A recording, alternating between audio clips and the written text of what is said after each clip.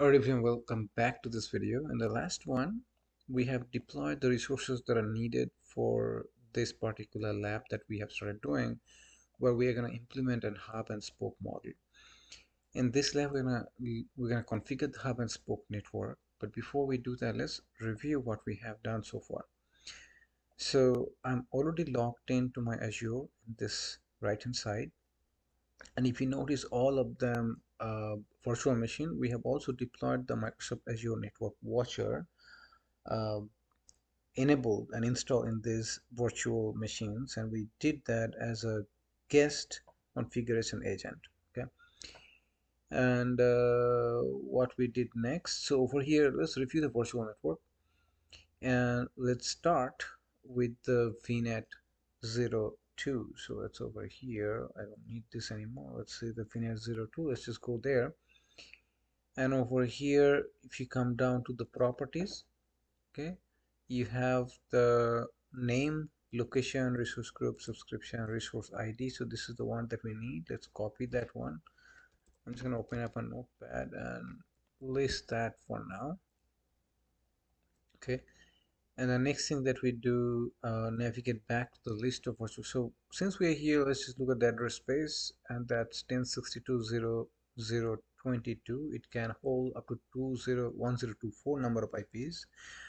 Connected device only one, that's the NIC2, makes sense. VNet 2 goes with the NIC 2. Subnets, there's only one subnet, and it's a slice of the larger network, which is a /24 network with only 250 IP addresses available right now. Do we have any peering? No peering right now. Okay, let's go to AZ06, the other virtual network for the 3. Again, the connected device is the network 3, makes sense. On the one subnet, address space is 1063.0.0.24. Okay, and we want to go to the properties and get the resource ID as well. So let's just put it here. So this one was, the top one is for 2 and this one is for 3. All right, so what we're gonna do is in the list of virtual network VM1. Now that's the last one that's still left. We haven't looked at it. So virtual network 1.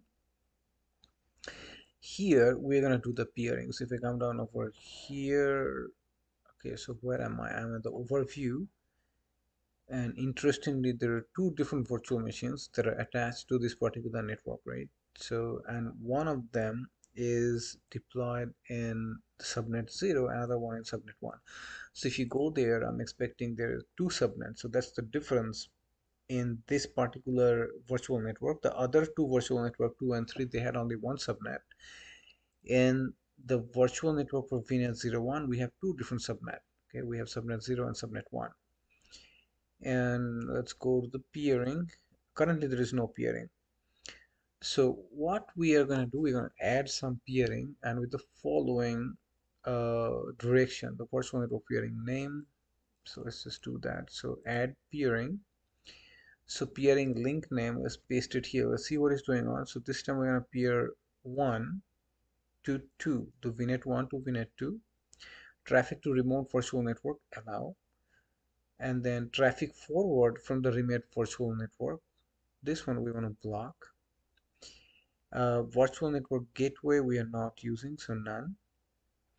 And from the remote, you just say v2 to v1 is what you're saying. It's just a peering link name. From the other side would be virtual network 2 to virtual network 1.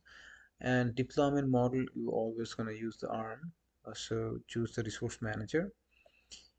And down here, resource ID, the value of the resource ID for virtual network 2. So let's just turn it on and provide the resource ID. So 2 is, if I can copy this, not letting me, so just copy it this way, copy the whole thing, put it in here. So that is my resource ID.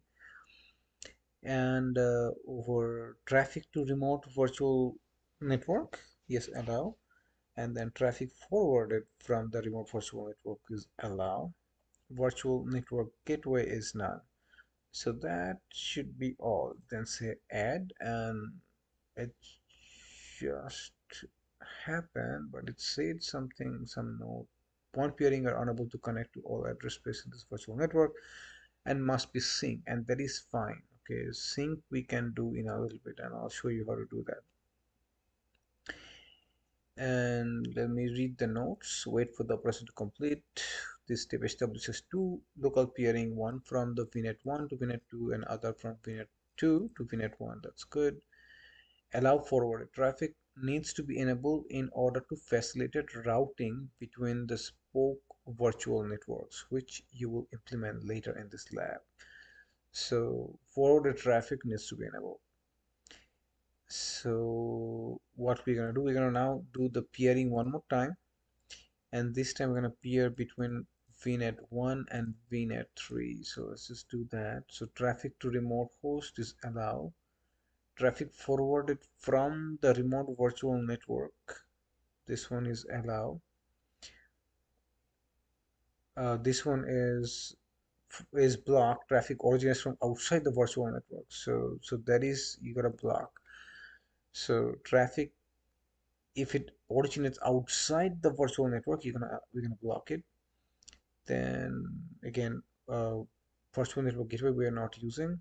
uh, so other link is name of the link from the other side is going to be VNet 3 to VNet 1. So over here we have used VNet 1 to VNet 3. Over here we are saying VNet 3 to VNet 1. Again, resource manager, and again I know my ID, so let's just go over here again, get the ID from here real quick, copy, and put it here. Now allow traffic to remote network, allow traffic forwarded from the remote network, allow. So in this one you are saying allow, and hit add. So that's all added, and you see now this one is connected, and this one we just added is still the peering is going on at the moment. What you can do at the moment, go to the other VNet. So this is a VNet 1. So let's go back, go to VNet 2, go to peering, and you should see one peering, and that's is connected, which is good. Go to the VNet 3 and go down to peering, and this is still going on at the, yeah, there we go. So it says it's peering is also done. So notice that this VNet 3 is connected to VNet 1, but we didn't connect VNet 3 directly to VNet 2. And the same thing again, if you go to VNet 2, and if you look at the peering, VNet 2 is again connected to VNet 1. We didn't create another peering where I'm connecting VNet 2 directly to VNet 3. We have not done that. Okay, so that's the end of this portion of the lab.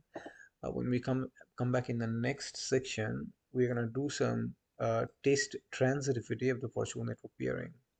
So let's meet in the next lab. Thank you.